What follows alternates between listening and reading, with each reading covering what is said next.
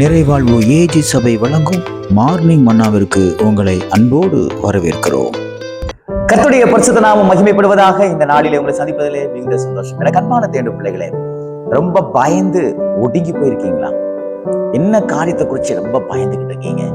மனுஷங்களாம் என்னை கைவிட்டுட்டாங்க, என் சொத்து என்னை கைவிட்டுருச்சு, என் பிள்ளைகள் என்னை கைவிட்டுருச்சு, நான் படிச்ச படிப்பு என்னை கைவிட்டுருச்சு, நான் பார்த்திருந்த வேலை என்னை கைவிட்டுருச்சு சொல்லி அநேக காரியங்கள் கைவிடப்பட்டதுனால நீங்க ரொம்ப பயத்தோடு கூட இருக்கீங்களா? கர்த்தர் இன்றைக்கு உங்க கூட பேசுகிறார். என்ன வார்த்தை தெரியுமா? உபாகமத்தின் புஸ்தகம் 31 8வது வார்த்தையினுடைய கடைசி பகுதி இப்படியாக சொல்கிறது, நீ பயப்படவும் கலங்கவும் வேண்டாம் என்று கர்த்தர் சொல்கிறார். எந்த காரியத்தை குறிச்சு நீங்க ரொம்ப பயந்து கலங்கி போயிருக்கீங்களோ அதை கர்த்தர் சொல்றார். நீ பயப்படாத, நீ கலங்காத. அதுக்கு முந்தின வார்த்தை இப்படியாக சொல்லுகிறது, அவர் உன்னோடு கூட இருக்கிறார். கர்த்தர் உங்க கூட இருக்கிறாருங்க. அதனால நீங்க எதையும் குறிச்சு கலங்காதீங்க, எதையும் குறிச்சு பயப்படாதீங்க. எனக்கு அப்படி ஆயிருமோ, இப்படி ஆயிருமோ, என் சரீரத்துல ஒரு சின்ன வியாதின்னு சொன்னாங்க, அது நிமித்தமா எனக்கு இப்படி ஆயிருமோ, அப்படி ஆயிருமோ அப்படி நினைக்கவே நினைக்காதீங்க. பயப்படாதீங்க. முதல்ல பயம் கர்த்தருக்குரியதல்ல, அது பிசாசுடைய தந்திரம், அது பிசாசுடைய ஆயுதம். அந்த பயம் மட்டும் உங்களுக்குள்ள வந்துருச்சுன்னா நீங்க எந்த ஒரு காரியத்தையும் தேவனிடத்திலிருந்து பெற்றுக்கொள்ள முடியாது. ஆகையால் ஏன் பயப்பட வேண்டாம்னு சொல்றேன் தெரியுமா? அவர் உங்க கூட இருக்கிறார். அவர் உங்களை விட்டு விலகவும் இல்லை, உங்களை கைவிடுகிறவரும் அல்ல.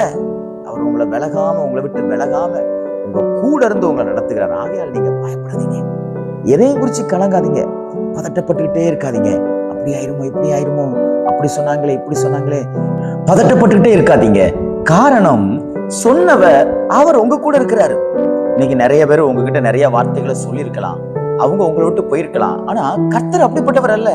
அவர் சொல்றாரு, நான் உன்னை விட்டு விலகவும் இல்லை, உன்னை கைவிடவும் இல்லை. அதனாலதான் நான் சொல்றேன், நீ பயப்படாத, கலங்காத அப்படின்னு.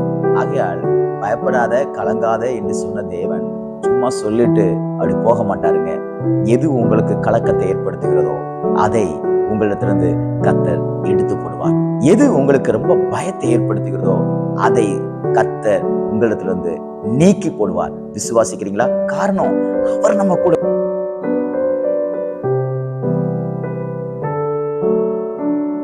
இருக்கிறதுனால நம்ம எந்த விதமான துக்கங்களும், எந்த விதமான கவலைகளும், எந்த விதமான நிம்மதியற்ற செயல்களும் நம்மை சேதப்படுத்தாது. விசுவாசிக்கிறீங்களா? அதனால நீங்க கலங்காதீங்க.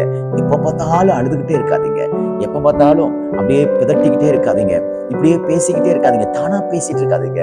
என் கூட கர்த்தர் இருக்கிறாரு, யார் என் கூட இருந்தா என்ன, யார் என் கூட இல்லாம போனா என்ன, நான் கலங்க மாட்டேன், நான் தைரியமா இருப்பேன், நான் பயப்பட மாட்டேன், நான் ரொம்ப தைரியமா இருப்பேன்னு சொல்லுங்க.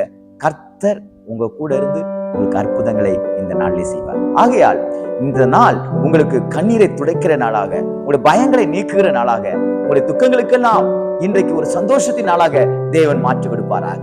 God bless you.